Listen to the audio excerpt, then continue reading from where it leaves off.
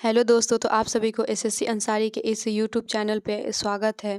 तो आप सभी को क्लास 10th 2026 का प्रिपरेशन करना है। तो आप इस हमारे यूट्यूब चैनल से जुड़े रहिए और हमेशा वीडियो को देखते रहिए और हमारे स्ट्रेटजी को फॉलो करते रहिए। तो आप सभी अगर फॉलो करते रहेंगे तो इस साढ़े 4 महीने के अंदर में 400 प्लस मार्क्स अचीव कर सकते हैं। तो आज का हमारे साइंस के इस क्लास का फर्स्ट क्वेश्चन है बायोलॉजी का टोटल क्वेश्चन इसमें 80 है, जिसमें से आप सभी को 40 ही अटेम्प्ट करने हैं। लेकिन यहाँ पे हम प्रिपरेशन करा रहे हैं तो आप सभी को कम से कम 40 से ज़्यादा मान कर चलिए कि 80 तक कोशिश करिएगा कि हम अटेम्प्ट कर लें। और 40 पहले बायोलॉजी का है, फिर उसमें जो बचेंगे 40 के उसमें केमिस्ट्री और फिजिक्स के क्वेश्चंस होंगे। तो यहाँ पे फर्स्ट क्वेश्चन है बायो के प्लांट्स के पत्तियों में गैसों का आदान प्रदान कहाँ होता है। तो इसका ऑप्शन है सीरा, रंध्र, मध्य सीरा, इनमें से कोई नहीं। तो इसका आंसर हो जाएगा बी, रंध्र। और तो चलिए आगे बढ़ते हैं। यहाँ पे नेक्स्ट क्वेश्चन है स्लाइड को सर्वप्रथम कंपाउंड माइक्रोस्कोप से देखा जाता है। तो इसका ऑप्शन है 5x पे, 10x पे, 25x पे, 45x पर। तो इसका आंसर हो जाएगा बी, 10x पे। तो चलिए आगे बढ़ते हैं। इसका अगला क्वेश्चन है रक्त का कौन सा अवयव घायल स्थान से रक्त स्राव के मार्ग को रक्त का थक्का बनाकर अवरुद्ध करता है। तो इसका ऑप्शन है लाल रक्त कोशिकाएं, श्वेत रक्त कोशिकाएं, प्लेटलेट्स, लसीका। तो इस क्वेश्चन का आंसर हो जाएगा सी, प्लेटलेट्स। तो फिर हमारा नेक्स्ट क्वेश्चन है हृदय से रक्त जिसे रुधिर हृदय से रुधिर को संपूर्ण शरीर में पंप किया जाता है। तो इसका ऑप्शन है फेफड़ों द्वारा, निलय द्वारा, आलिंद्र द्वारा, इनमें सभी। तो इसका आंसर हो जाएगा बी, निलय द्वारा। तो नेक्स्ट क्वेश्चन हमारा है पादप में जाइलम उत्तरदायी होता है। ऑप्शन है जल का वहन के लिए, भोजन का वहन के लिए, अमीनो अम्ल का वहन के लिए, ऑक्सीजन का वहन के लिए। तो भोजन का वहन के लिए तो फ्लोएम होता है और जल का वहन के लिए जाइलम होता है। तो इस क्वेश्चन का आंसर हो जाएगा ए, जल का वहन के लिए। तो चलिए नेक्स्ट क्वेश्चन हमारा आता है मस्तिष्क का कौन सा भाग शरीर की स्थिति तथा संतुलन का अनुरक्षण करता है। तो इसका आंसर हो जाएगा, इसका ऑप्शन हो जाएगा अग्र मस्तिष्क, मध्य मस्तिष्क, अनुमस्तिष्क, इनमें से सभी। तो इसका आंसर हो जाएगा सी, अनुमस्तिष्क। तो नेक्स्ट क्वेश्चन हमारा है दो तंत्रिका कोशिका के मध्य खाली स्थान को कहते हैं दूमिका, सिनेप्स, एक्सॉन, आवेग। तो इसमें दूमिका, एक्सॉन ये सभी तो तंत्रिका कोशिका का ही भाग है, लेकिन इसका आंसर होगा बी, सिनेप्स। तो चलिए हमारा नेक्स्ट क्वेश्चन आता है पोन्स, मेडुला और अनुमस्तिष्क किसका हिस्सा है। इसका ऑप्शन है अग्र मस्तिष्क का, मध्य मस्तिष्क का, पश्चिम मस्तिष्क का, प्रमस्तिष्क का।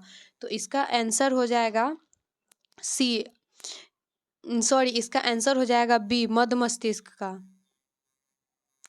तो चलिए हमारा 9 नंबर क्वेश्चन आता है निम्नलिखित में से कौन सी अनैच्छिक क्रिया नहीं है। अनैच्छिक क्रिया का मतलब होता है वह क्रिया जो अपनी इच्छा के अनुसार नहीं किया जा सकता है। तो इसमें वमन है जिसे उल्टी बोलते हैं, चबाना, लार आना, हृदय का धड़कना। तो इसमें वमन, लार आना, हृदय का धड़कना सभी इच्छिक क्रिया है, लेकिन ये जो चबाना है यह सॉरी इसमें जो वमन है, लार आना और हृदय का धड़कना यह सभी अनैच्छिक क्रिया है जो अपनी इच्छा के अनुसार नहीं होती है। लेकिन यह जो चबाना है यह एक ऐच्छिक क्रिया है जो इच्छा के अनुसार होता है। तो इसका आंसर होगा बी। तो चलिए हमारा नेक्स्ट क्वेश्चन आता है 10 नंबर निम्नलिखित में से कौन ऐच्छिक क्रिया है। ऐच्छिक क्रिया का अर्थ होता है कि अपनी इच्छा के अनुसार जो क्रिया हो। तो इसका ऑप्शन है डर जाना, छींक आना, खाना, चौंक जाना। तो इसमें डर जाना, छींक आना और चौंक जाना यह सभी अचानक से होने वाली क्रिया है, मतलब कि अनैच्छिक क्रिया है। और इसमें पूछा जा रहा है ऐच्छिक क्रिया, तो इसका आंसर हो जाएगा सी, खाना। तो चलिए बायोलॉजी में हमारा नेक्स्ट क्वेश्चन आता है 11th नंबर जो है प्लांट से क्वेश्चन पुष्प का परागकण बनाने वाला भाग पुष्प का कौन सा ऐसा भाग है जो परागकण बनाता है। तो इसका ऑप्शन है बाह्यदल, पंखुड़ी, पुंकेसर, स्त्रीकेसर। तो इसका आंसर हो जाएगा सी पुंकेसर। तो हमारा नेक्स्ट क्वेश्चन आता है 12 नंबर, शुक्राणु निर्माण का स्थान कौन सा है? तो इसका ऑप्शन है विषम में, अंडाशय में, अंडवाहिनी में, इनमें सभी में। तो इसमें अंडाशय और अंडवाहिनी यह दोनों तो मादा का जनन स्थान होता है, लेकिन यह एक विषम है, यह नर में जनन स्थान होता है और शुक्राणु का निर्माण नर में होता है, इसलिए इसका आंसर हो जाएगा ए नंबर 12 का ए आंसर। हमारा नेक्स्ट क्वेश्चन आता है 13 नंबर, लिंग गुणसूत्र का पूर्ण जोड़ा किसमें पाया जाता है? पुरुष में, स्त्री में, पुरुष और स्त्री दोनों में, किसी में नहीं। तो इसका आंसर हो जाएगा स्त्री में, क्योंकि पुरुष में तो एक्स और वाई होता है, जो 23 नंबर जोड़ा जो होता है एक्स वाई, तो यह पूर्ण जोड़ा नहीं है, लेकिन स्त्री में एक्स एक्स होता है, इसलिए यह पूर्ण जोड़ा है। तो इसका आंसर हो जाएगा बी नंबर। तो चलिए हम नेक्स्ट क्वेश्चन की तरफ बढ़ते हैं। नेक्स्ट क्वेश्चन हमारा 14 नंबर है, पुष्प का फल बनने वाला भाग है। ऑप्शन है इसका परागकोश, वर्तिकाग्र, वर्तिका, अंडाशय। तो इसमें पुष्प का फल बनाता है अंडाशय, जो मादा का जनन अंग होता है। तो इसका आंसर हो जाएगा डी। चलिए हमारा नेक्स्ट क्वेश्चन आता है, अलैंगिक जनन की विधि मुकुलन विधि के द्वारा किसमें होता है? तो इसका ऑप्शन है अमीबा, ईस्ट, स्पाइरोगाइरा और ब्रायोफाइलम। तो इसका आंसर हो जाएगा 15 का बी, ईस्ट में होता है। तो चलिए हमारा नेक्स्ट क्वेश्चन आता है, मानव शरीर के किसी सामान्य कोशिका में गुणसूत्रों के कितने युग्म होते हैं? तो युग्म पूछ रहा है, मतलब कि जोड़े, तो गुणसूत्र के 23 जोड़े होते हैं। तो इसका आंसर हो जाएगा सी नंबर 23। टोटल 46 होता है, मतलब कि 23 जोड़ा होगा तब 46 होगा। तो चलिए हमारा नेक्स्ट क्वेश्चन आता है 17 नंबर, जो वंशागति के नियमों से रिलेटेड है। वंशागत नियमों का प्रतिपादन किसने किया? तो इसका ऑप्शन है चार्ल्स डार्विन, रॉबर्ट हुक, जेसी बोस और ग्रेगर जॉन मेंडल। तो आप सभी को पता होगा कि वंशागति में सबसे पहले नाम आता है तो ग्रेगर जॉन मेंडल का नाम आता है, जो मटर के पौधे पे प्रयोग किए थे। तो इसका आंसर हो जाएगा डी नंबर। तो चलिए हमारा नेक्स्ट क्वेश्चन आता है कि गुणसूत्र की खोज किस वर्ष में हुई थी? ऑप्शन है इसका 1876, 1870, 1879 और 1875। तो ये इसका आंसर हो जाएगा डी नंबर 1875। और चलिए हमारा नेक्स्ट क्वेश्चन आता है 19 नंबर, जो कि पौधों से रिलेटेड है। उड़हुल किस प्रकार का फूल है? द्विलिंगी, एकलिंगी, दोनों, इनमें से कोई नहीं। द्विलिंगी का अर्थ होता है कि जिसमें नर और मादा दोनों जनन अंग पाए जाते हैं, और एकलिंगी का अर्थ होता है कि जिसमें केवल एक ही जनन अंग पाए जाते हैं। तो इसका आंसर हो जाएगा ए, द्विलिंगी। हमारा नेक्स्ट क्वेश्चन आता है 20 नंबर, जो कि विकास चैप्टर से रिलेटेड है। समजात अंगों के उदाहरण हैं। ऑप्शन है इसका हमारे हाथ तथा कुत्ता के अग्रपाद, हमारे दांत तथा हाथी के दांत, आलू एवं घास के ऊपरी भूअस्थारी, और डी नंबर आंसर है इसमें से सभी। तो इसका आंसर हो जाएगा ए नंबर, हमारे हाथ तथा कुत्ता के अग्रपाद। समजात अंगों का अर्थ होता है कि जिसमें उत्पत्ति और रचना एक समान होती है। तो हमारे हाथ तथा कुत्ता के अग्रपाद, ये दोनों की संरचना एक समान होती है और उत्पत्ति भी एक समान होती है, इसलिए इसका आंसर हो जाएगा ए नंबर। तो हमारा नेक्स्ट क्वेश्चन आता है 21 नंबर, जो निम्नांकित में कौन आहार श्रृंखला का निर्माण करते हैं?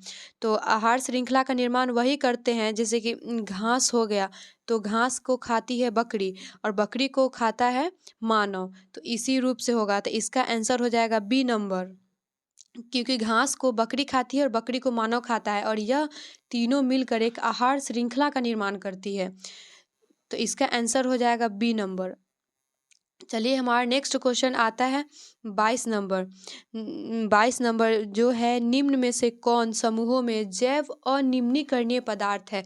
जैव अनिम्नीकरणीय का अर्थ होता है जो जिसका अपघटन नहीं हो पाता है और वह पर्यावरण में प्रदूषण के रूप में पड़े रहते हैं और वह जल्दी अपघटित नहीं होते हैं। तो इसका आंसर हो जाएगा बी, घास, लकड़ी तथा प्लास्टिक। इसका अपघटन जल्दी से नहीं हो पाता है। चलिए हमारा नेक्स्ट क्वेश्चन आता है अपघटक का उदाहरण है। इसका ऑप्शन है कवक, गाय, बाघ, घास। तो अपघटक में का उदाहरण होता है कवक और जीवाणु, और इसमें ऑप्शन है सिर्फ कवक, तो इसका आंसर हो जाएगा एक कवक। हमारा नेक्स्ट क्वेश्चन आता है 24 नंबर। अमृता देवी बिश्नोई पुरस्कार क्यों दिया जाता है? तो आप सभी को पता ही होगा, अमृता देवी बिश्नोई पुरस्कार इसलिए दिया जाता है क्योंकि उसमें पेड़ को बचाया गया था उस टाइम में, तो इसलिए इसका आंसर हो जाएगा 24 का ए। जीव संरक्षण के क्षेत्र में उत्कृष्ट सेवा के लिए, जीव संरक्षण में पेड़ पौधे आ जाते हैं तो उसी को बचाने के लिए यह पुरस्कार दिया जाता है। चलिए हमारा नेक्स्ट क्वेश्चन आ जाता है 25 नंबर। ओजोन परत पाया जाता है वायुमंडल के निचले सतह में, वायुमंडल के ऊपरी सतह में, वायुमंडल के मध्य सतह में, इनमें से कोई नहीं। तो हमारा आंसर हो जाएगा बी, वायुमंडल के ऊपरी सतह में। हमारा नेक्स्ट क्वेश्चन आता है 26 नंबर। चिपको आंदोलन का मुख्य उद्देश्य क्या था? मिट्टी को बचाना, वृक्षों को बचाना, जल को बचाना, बिजली को बचाना। तो आप सभी को पता ही होगा कि चिपको आंदोलन वृक्ष को बचाने के लिए चलाई गई थी, इसलिए इसका आंसर हो जाएगा बी, वृक्षों को बचाना। इसका आंसर है बी। नेक्स्ट क्वेश्चन हमारा आता है 27 नंबर। निम्न में से कौन प्राकृतिक संसाधन नहीं है? ऑप्शन है वायु, जल, मृदा, जीवधारी। तो इसका आंसर हो जाएगा डी, जीवधारी। हमारा नेक्स्ट क्वेश्चन आता है 28 नंबर। टिहरी बांध का निर्माण किस प्रदेश में किया गया है? इसका ऑप्शन है ए उत्तर प्रदेश, बी उत्तराखंड, सी राजस्थान, डी मध्य प्रदेश। तो इसका आंसर होगा बी, उत्तराखंड। हमारा नेक्स्ट क्वेश्चन आता है 29 नंबर। वन संरक्षण का उपाय है। इसका ऑप्शन है ए नए वृक्षारोपण द्वारा, बी वनों की कटाई पर रोक, सी जनसंख्या की वृद्धि पर रोक, और डी है इनमें से सभी। तो आप सभी को पता ही होगा कि वन का संरक्षण इन सभी विधि द्वारा किया जा सकता है, इसलिए इसका आंसर होगा डी, इनमें से सभी। हमारा नेक्स्ट क्वेश्चन आता है 30 नंबर। निम्नलिखित में से कौन बायोगैस ईंधन का स्रोत नहीं है? इसका ऑप्शन है ए लकड़ी, बी गोबर गैस, सी नाभिकीय ऊर्जा, डी कोयला। तो इसका बायोगैस का अर्थ होता है कि इसमें गैस का निर्माण जैविक पदार्थों से किया जाता है, जैसे कि हो गया लकड़ी, गोबर गैस, कोयला। लेकिन नाभिकीय ऊर्जा यह एक रासायनिक प्रक्रम है, इसके द्वारा ईंधन का निर्माण किया जाता है, इसलिए यह बायोगैस रिलेटेड नहीं है। तो इसका आंसर हो जाएगा सी। हमारा नेक्स्ट क्वेश्चन आता है 31 नंबर। अब हमारा यहाँ से केमिस्ट्री का पोर्शन स्टार्ट हो गया है। तो केमिस्ट्री का फर्स्ट क्वेश्चन है रिएक्शन से related. Zinc plus copper sulphate मिलकर जिंक सल्फेट और कॉपर बनाता है। ऊपर दी गई रासायनिक अभिक्रिया किस प्रकार की अभिक्रिया है? तो आप लोग देख रहे होंगे कि जिंक जो है कॉपर सल्फेट को प्रतिस्थापित कर देता है और इसके जगह पे जिंक सल्फेट के साथ आकर लग जाता है और जिंक सल्फेट के निर्माण करता है। तो यह एक विस्थापन अभिक्रिया है। तो इसका आंसर हो जाएगा बी, विस्थापन अभिक्रिया। हमारा नेक्स्ट क्वेश्चन आता है 32 नंबर। जब मैग्नीशियम फीता को जलाया जाता है तो उत्पन्न आग की लौ होती है। इसका ऑप्शन होता है ए पीली, बी नीली, सी चमकीली उज्जवल, और डी लाल। ये मैग्नीशियम फीता को जलाने का प्रयोग जो होता है अक्सर स्कूल में भी कराया जाता है लैब में, और आप सभी को पता ही होगा अगर आप लोग ने स्कूल में किए होंगे। तो इसका आंसर हो जाएगा चमकीली उज्जवल, सी। 32 का आंसर है सी। हमारा नेक्स्ट क्वेश्चन आता है 33 नंबर। निम्नलिखित में से कौन सा बुझा हुआ चूना है? इसका ऑप्शन है ए कैल्शियम ऑक्साइड, और B calcium hydroxide, C calcium carbonate, और डी कैल्शियम। तो इसका आंसर हो जाएगा कैल्शियम हाइड्रोक्साइड, बी। चलिए हमारा नेक्स्ट क्वेश्चन आता है 34 नंबर। एक जांच परख नली में लिए गए विलयन में एक लोहे की कील को डुबाया गया।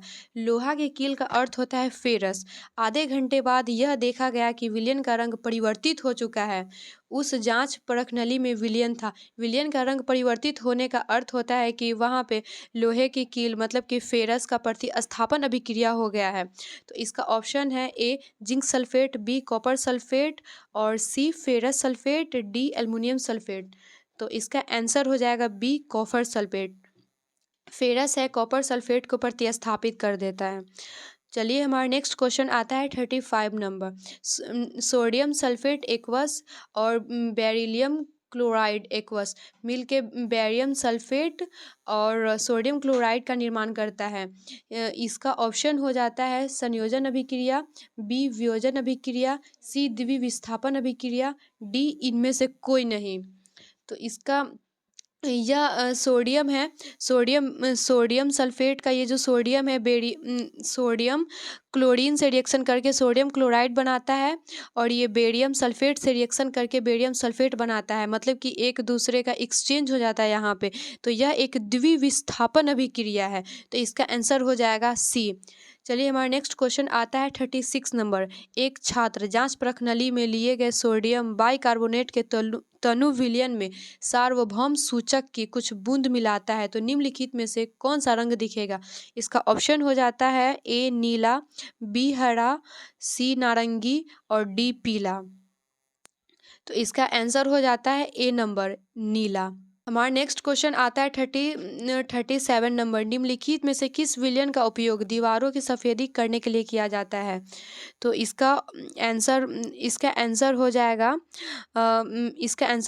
बी कैल्शियम हाइड्रोक्साइड, जिसे बूझा हुआ चूना भी कहते हैं। हमारा नेक्स्ट क्वेश्चन आता है 38 नंबर। कोई विलयन नीले लिटमस पत्र को लाल कर देता है, इसका पीएच संभवतः होगा। जब नीले लिटमस पत्र को लाल कर देता है तो वह अनिवार्य रूप से वह विलयन अम्लीय ही होगा। तो इसका ऑप्शन है ए 5 और बी है 7, सी 8 और डी 10 है। 7 तो उदासीन विलयन हो गया, 8 और 10 ये दोनों क्षारीय विलयन हो गया, लेकिन ये जो 5 है यह एक अम्लीय विलयन है। तो इसका आंसर हो जाएगा ए 5। तो हमारा नेक्स्ट क्वेश्चन आता है 39 नंबर। लवण सोडियम कार्बोनेट का जलीय विलयन का पीएच है। ऑप्शन नंबर ए 7, बी 7 से अधिक, सी 7 से कम और डी नंबर है इनमें से कोई नहीं। तो इसका आंसर हो जाएगा बी नंबर 7 से अधिक, क्योंकि सोडियम कार्बोनेट एक क्षारीय विलयन है, इसलिए इसका पीएच होगा 7 से अधिक।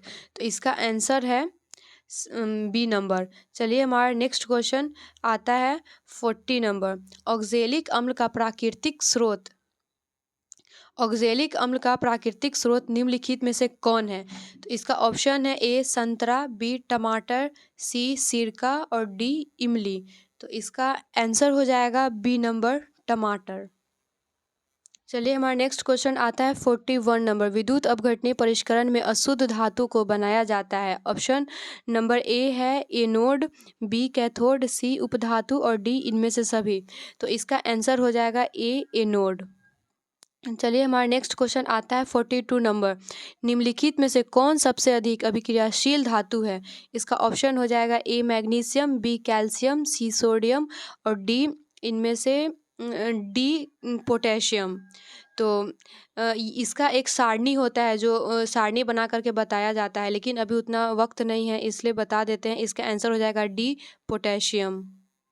हमारा नेक्स्ट क्वेश्चन आता है 43 नंबर। किस रासायनिक यौगिक को गर्म करने पर प्लास्टर ऑफ पेरिस प्राप्त किया जा सकता है। इसका ऑप्शन नंबर ए विरंजक चूर्ण, बी जिप्सम और सी चूना पत्थर, डी कच्चा चूना। तो इसका आंसर हो जाएगा बी जिप्सम। हमारा नेक्स्ट क्वेश्चन आता है 44 नंबर। लोहा एवं इस्पात को जंग से सुरक्षित रखने के लिए उन पर किस धातु की पतली परत चढ़ाई जाती है। तो इसका ऑप्शन नंबर ए तांबा, बी चांदी, सी सोना और डी जिंक। तो इसका आंसर हो जाएगा डी जिंक, जिसे जस्तीकरण भी कहते हैं। हमारा नेक्स्ट क्वेश्चन आता है 45 नंबर। बॉक्साइट निम्नलिखित में से किस धातु का अयस्क है। तो इसका option number A magnesium, B sodium और सी एल्यूमिनियम, बी बेरियम। तो आप सभी को पता ही होगा कि बॉक्साइट एल्युमिनियम का अयस्क है, इसलिए इसका आंसर हो जाएगा सी नंबर। इसका आंसर हो जाएगा सी नंबर। हमारा नेक्स्ट क्वेश्चन आता है 46 नंबर। एसिटिक एसिड का IUPAC नाम क्या है। तो इसका option number A methanoic acid, B propanoic acid, C ethanoic acid और डी एस्टेरिक एसिड। तो इसका एक फॉर्मूला होता है एसिटिक एसिड CH3 और COOH। तो इसका मतलब IUPAC में लिखेंगे तो ये हो जाएगा एथेनोइक एसिड। तो इसका आंसर हो जाएगा 46 नंबर का ऑप्शन हो जाएगा सी नंबर।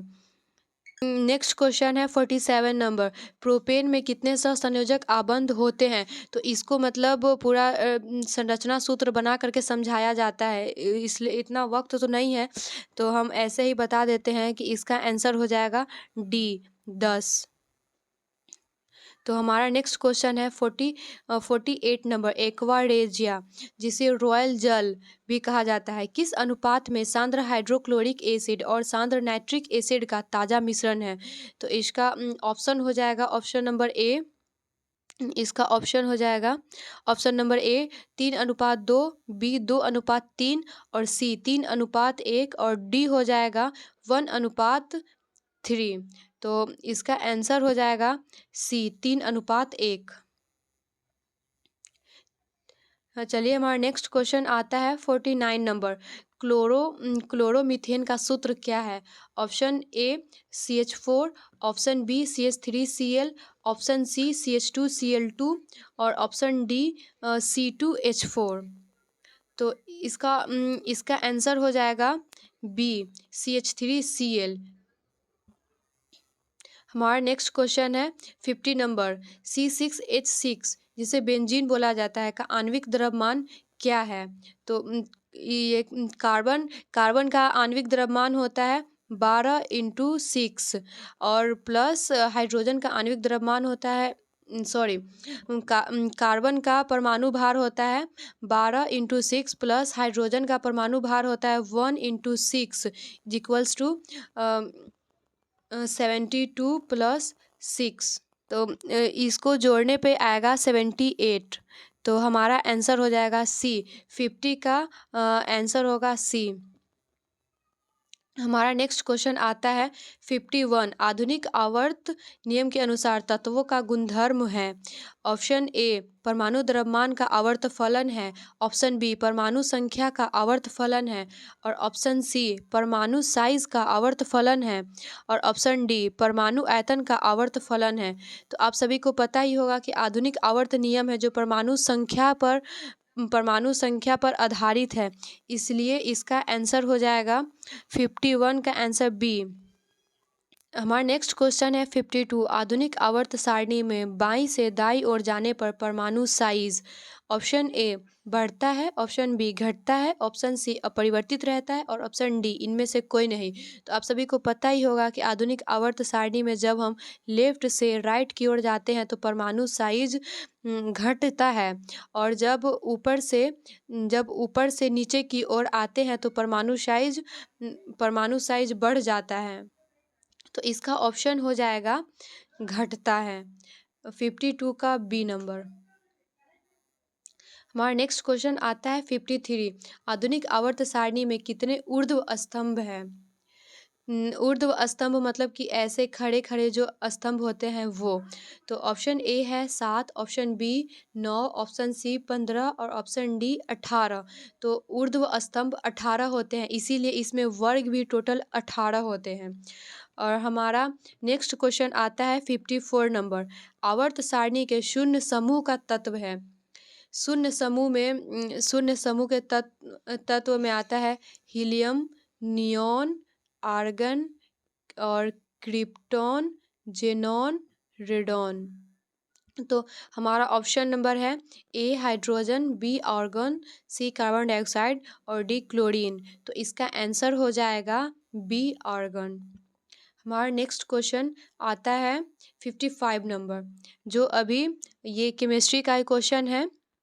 आप लोग ऐसे ही अभी से भी चाहेंगे तैयारी करने के लिए तो ऑब्जेक्टिव का ये सेशन देख करके आप अच्छी तरह से प्रिपरेशन कर सकते हैं, 4.5 महीने में भी अच्छे मार्क्स ला सकते हैं। और अगर आपको ये वीडियो अच्छी लगी हो तो लाइक करें, सब्सक्राइब करें और अगर आपको और भी अच्छा लगे तो बोलिएगा लाइव आने के लिए, लाइव में आकर के और अच्छी तरह से हम लोग आपको समझा सकते हैं।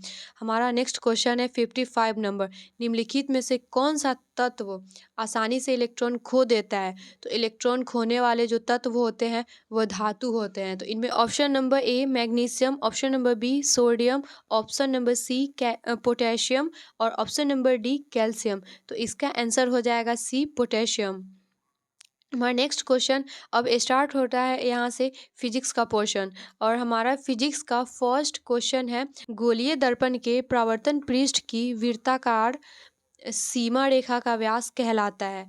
इसका ऑप्शन हो जाएगा ए मुख्य फोकस, और ऑप्शन नंबर बी वक्रता त्रिज्या, ऑप्शन नंबर सी प्रधान अक्ष और ऑप्शन नंबर डी गोलीय दर्पण का द्वारक। तो इसका आंसर हो जाएगा डी गोलीय दर्पण का द्वारक। हमारा नेक्स्ट क्वेश्चन आता है 57 नंबर, दंत विशेषज्ञ किस दर्पण का उपयोग मरीजों के दांतों को बड़ा प्रतिबिंब देखने के लिए करते हैं? तो इसका ऑप्शन नंबर ए समतल दर्पण, ऑप्शन नंबर बी अवतल दर्पण, ऑप्शन नंबर सी उत्तल दर्पण और ऑप्शन नंबर डी इनमें से सभी है। तो इसका आंसर हो जाएगा अवतल दर्पण। 57 नंबर का आंसर हो जाएगा बी अवतल दर्पण। हमारा नेक्स्ट क्वेश्चन आता है 58 नंबर, यदि किसी बिंब का प्रतिबिंब का आवर्धन ऋणात्मक है तो उस प्रतिबिंब की प्रकृति क्या होगी? इसका ऑप्शन नंबर ए वास्तविक और उल्टा, ऑप्शन नंबर बी वास्तविक और सीधा, ऑप्शन नंबर सी आभासी और सीधा, ऑप्शन नंबर डी आभासी और उल्टा। तो इसका आंसर हो जाएगा ए वास्तविक और उल्टा। हमारा नेक्स्ट क्वेश्चन आता है 59 नंबर, निम्नलिखित में से कौन उत्तल दर्पण की फोकस दूरी है जिसकी वक्रता त्रिज्या 32 सेंटीमीटर है? तो इसका एक फॉर्मूला होता है F बराबर R/2। तो वक्रता त्रिज्या जिसे R बोलते हैं, तो 32/2, और यहाँ पे ये पॉजिटिव है, तो पॉजिटिव है यहाँ, तो इसका आंसर भी आएगा पॉजिटिव में ही, पॉजिटिव 16 सेंटीमीटर। तो हमारा आंसर हो जाएगा 59 नंबर का 59 नंबर का आंसर हो जाएगा सी। नेक्स्ट क्वेश्चन हमारा आता है 60 नंबर, जो प्रावर्तन के नियम से रिलेटेड है। क्वेश्चन हमारा है प्रावर्तन के नियम से निर्धारित होता है। ऑप्शन नंबर ए आपतन कोण बराबर प्रावर्तन कोण, ऑप्शन नंबर बी आपतन कोण बराबर अपवर्तन कोण, ऑप्शन नंबर सी आपतन कोण बराबर विचलन कोण और ऑप्शन नंबर डी इनमें से कोई नहीं। तो हमारा प्रावर्तन के नियम में आपतन कोण प्रावर्तन कोण के बराबर होते हैं। तो हमारा आंसर हो जाएगा ए नंबर 60 नंबर क्वेश्चन का आंसर हो जाएगा ए। हमारा नेक्स्ट क्वेश्चन आता है 61 नंबर, जो अभी फिजिक्स है, यह लास्ट पोर्शन आप लोग का बचा हुआ है। टोटल 80 नंबर क्वेश्चन है। अगर आप सभी को अच्छा लगे तो लाइक करिए और सब्सक्राइब करिए, और अगर आपको कहीं पे डाउट लगे या फिर कहीं पे गलत लगे तो आप कमेंट करके ज़रूर बताएं। 61 नंबर क्वेश्चन है, किसी शब्दकोश में दिए गए छोटे अक्षरों को पढ़ते समय आप कौन सा लेंस पसंद करेंगे?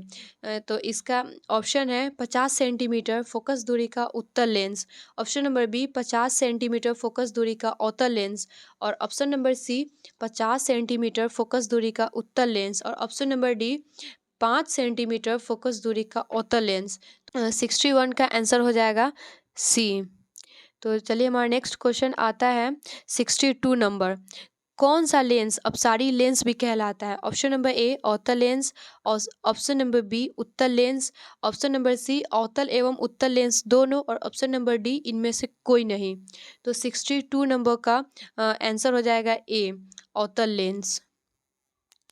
नेक्स्ट क्वेश्चन हमारा आता है 63 नंबर, उत्तल लेंस की फोकस दूरी 20 सेंटीमीटर है तो लेंस की क्षमता होगी। तो इसका option number A plus 0.5 dioptre, option number B minus 0.5 dioptre और option number C plus 5 dioptre और ऑप्शन नंबर डी -5 डायोप्टर। तो 63 नंबर का आंसर हो जाएगा सी +5 डायोप्टर। नेक्स्ट क्वेश्चन हमारा आता है 64 नंबर, लेंस में मुख्य फोकस की संख्या कितनी होती है? ऑप्शन नंबर ए है 2, बी 1 और option number C 3, option number D इनमें से कोई नहीं। 64 का आंसर हो जाएगा ए 2। मुख्य फोकस की संख्या 2 होती है। नेक्स्ट क्वेश्चन हमारा आता है 65 नंबर। प्रकाश के अपवर्तन के कितने नियम होते हैं? Option number A option number A 1, option number B 2, option number C 3 और ऑप्शन नंबर डी 4। तो आप सभी को पता ही होगा कि प्रकाश के अपवर्तन के 2 नियम होते हैं। तो इसका आंसर हो जाएगा इसका आंसर हो जाएगा 65 का बी 2। और नेक्स्ट क्वेश्चन हमारा आता है 66 नंबर। किस दृष्टि दोष को अवतल और उत्तल दोनों लेंसों से बने द्विफोकसी लेंस द्वारा संशोधित किया जा सकता है? इसका ऑप्शन है ए निकट दृष्टि दोष, बी दीर्घ दृष्टि दोष और सी जरा दूरदर्शिता और डी है मोतियाबिंद। तो इसका आंसर हो जाएगा जरा दूरदर्शिता। यह रोग बूढ़े होने पे उत्पन्न होता है और इसीलिए इसमें दूर की चीज़ और पास की चीज़ दोनों नहीं दिखाई देती है, इसलिए इसमें अवतल लेंस और उत्तल लेंस दोनों का उपयोग किया जाता है। तो इसका आंसर हो जाएगा 66 नंबर का सी। नेक्स्ट क्वेश्चन हमारा आता है 67 नंबर। 67 नंबर में नेत्र में प्रवेश करने वाली प्रकाश किरणों का अधिकांश अपवर्तन होता है। इसका ऑप्शन नंबर ए नेत्रोद अंतर पृष्ठ पर, ऑप्शन नंबर बी अभिनेत्र के अंतर पृष्ठ पर, ऑप्शन नंबर सी कॉर्निया के बाहरी पृष्ठ पर और ऑप्शन नंबर डी इनमें से कोई नहीं। तो 67 नंबर का आंसर हो जाएगा सी, कॉर्निया के बाहरी पृष्ठ पर ही अधिकांश किरणों का अपवर्तन हो जाता है। नेक्स्ट क्वेश्चन हमारा आता है 68 नंबर। जब सूर्य का प्रकाश वायुमंडल से गुजरता है तो वायु के सूक्ष्म कण किस रंग के प्रकाश को अधिक प्रबलता से प्रकीर्णित करते हैं? तो इसका ऑप्शन नंबर ए लाल, ऑप्शन नंबर बी नारंगी, ऑप्शन नंबर सी हरा और ऑप्शन नंबर डी नीला। तो इसका एक फॉर्मूला होता है ऐसे विव गयोर करके, विव गयोर। तो इसमें इधर से इधर जाने पे तरंगदैर्घ्य बढ़ती है और इधर से इधर जाने पे प्रकीर्णन बढ़ता है। तो सबसे ज़्यादा इस सब का प्रकीर्णन होगा, तो इसमें ये नीला है। तो 68 नंबर का आंसर हो जाएगा डी नीला। तो नेक्स्ट क्वेश्चन हमारा आता है 69 नंबर। पुतली के साइज को कौन नियंत्रित करता है? ऑप्शन नंबर ए पक्षमाभि, ऑप्शन नंबर बी परितारिका और ऑप्शन नंबर सी नेत्र लेंस और ऑप्शन नंबर डी रेटिना। तो इसका आंसर हो जाएगा option number D retina. Next question हमारा आता है 70 नंबर। आँख का व्यवहार होता है ऑप्शन नंबर ए अवतल दर्पण की तरह, ऑप्शन नंबर बी उत्तल लेंस की तरह, ऑप्शन नंबर सी समतल दर्पण की तरह और ऑप्शन नंबर डी इनमें से कोई नहीं। तो आँख में अपवर्तन की क्रिया होती है, इसलिए यह एक लेंस की तरह व्यवहार करता है। तो इसका आंसर हो जाएगा बी नंबर उत्तल लेंस की तरह। हमारा नेक्स्ट क्वेश्चन आता है 71 नंबर। किसी वोल्ट मीटर के स्केल पर 0 वोल्ट और 1 वोल्ट के बीच 20 विभाजन चिन्ह है, तो उस वोल्ट मीटर का अल्पमाप है। Option number A 0.5 volt, option number B 0.05 volt, option number C 0.005 volt और ऑप्शन नंबर डी 0.005 वोल्ट। तो इसका आंसर हो जाएगा 71 का आंसर हो जाएगा बी 0.05 वोल्ट। तो नेक्स्ट क्वेश्चन हमारा आता है 72 नंबर। निम्नलिखित में से कौन विद्युत विभवांतर का एसआई मात्रक है? तो ऑप्शन नंबर ए वाट और option number B ampere, option number C volt और ऑप्शन नंबर डी ओम। तो वोल्ट मीटर का एसआई मात्रक होता है वोल्ट सी। तो हमारा इसका आंसर हो जाएगा सी वोल्ट। तो नेक्स्ट क्वेश्चन हमारा आता है 73। भारत में उत्पादित प्रत्यावर्ती विद्युत धारा की आवृत्ति है। Option number A 50 hertz, option number B 60 hertz, option number C 70 hertz और ऑप्शन नंबर डी 80 हर्ट्ज। तो आप सभी को पता ही होगा कि भारत में जो प्रत्यावर्ती विद्युत धारा आती है उसकी आवृत्ति होती है 50 हर्ट्ज। तो हमारा आंसर हो जाएगा ए 50 हर्ट्ज। नेक्स्ट क्वेश्चन हमारा आता है 74 नंबर। एक माइक्रो एम्पियर विद्युत धारा निम्नलिखित में से कौन सी है? Option number A 10⁻⁻4 ampere, option number B 10⁻⁻5 ampere, और ऑप्शन सी 10⁻⁻6 एम्पियर, और option D 10⁻⁻7 ampere.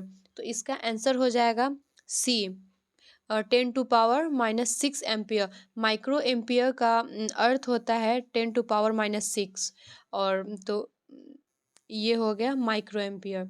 Next question हमारा आता है 75 नंबर। किलोवाट घंटा बराबर होता है, इसका ऑप्शन है option number A 1 unit, option number B 1000 unit, और ऑप्शन नंबर सी 10,000 यूनिट, और ऑप्शन नंबर डी इनमें से कोई नहीं। तो 75 नंबर क्वेश्चन का आंसर हो जाएगा बी 1000 यूनिट। नेक्स्ट क्वेश्चन हमारा आता है 76 नंबर।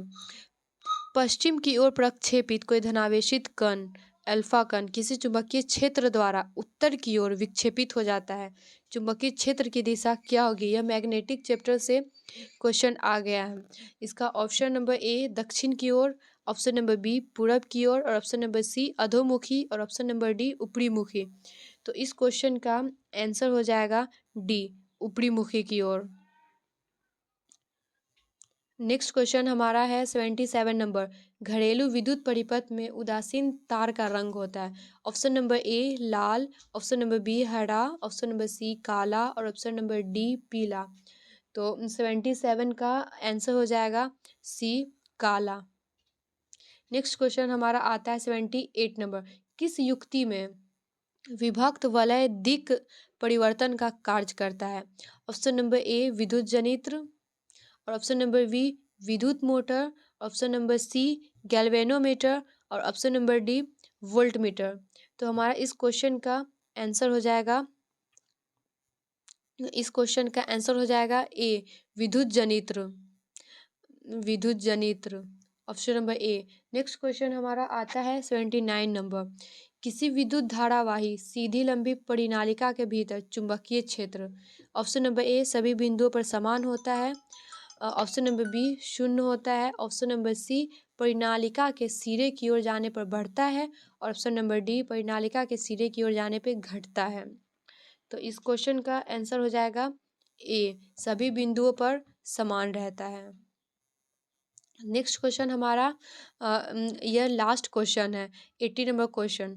लघु पतन जिसे इंग्लिश में शॉर्ट सर्किट भी कहते हैं, लघु पतन के समय परिपथ में विद्युत धारा का मान होता है। ऑप्शन नंबर ए बहुत कम हो जाता है, ऑप्शन नंबर बी परिवर्तित नहीं होता है, ऑप्शन नंबर सी बहुत अधिक बढ़ जाता है, और ऑप्शन नंबर डी निरंतर परिवर्तित होते रहता है। तो इसका आंसर है ऑप्शन नंबर सी बहुत अधिक बढ़ जाता है। तो यह हमारा सबसे लास्ट क्वेश्चन था और फिजिक्स का क्वेश्चन था। तो हमारा आज का यह सेशन एंड हो चुका है। अगर आप सभी को यह वीडियो अच्छी लगी है और समझ में आई है तो लाइक एंड सब्सक्राइब करिए और कमेंट भी करिए। अगर कुछ डाउट है या फिर अगर कुछ गलत लगे तो कमेंट करिए। अगर आपको अच्छी लगी है तो आप अपने दोस्तों के यहाँ शेयर भी करें। और अगर आप चाहते हैं तो हमारे साथ जुड़ के यह 4.5 महीना में प्रिपरेशन करके 400 प्लस मार्क्स ला सकते हैं, अगर आप हमारी स्ट्रेटजी को फॉलो करते हैं तो। आप सभी हमारे वीडियो को लाइक एंड सब्सक्राइब करिए और शेयर करना ना भूलें। Thank you for watching and जुड़े रहिए इस एसएससी आंसर यूट्यूब प्लेटफॉर्म के साथ। Thank you.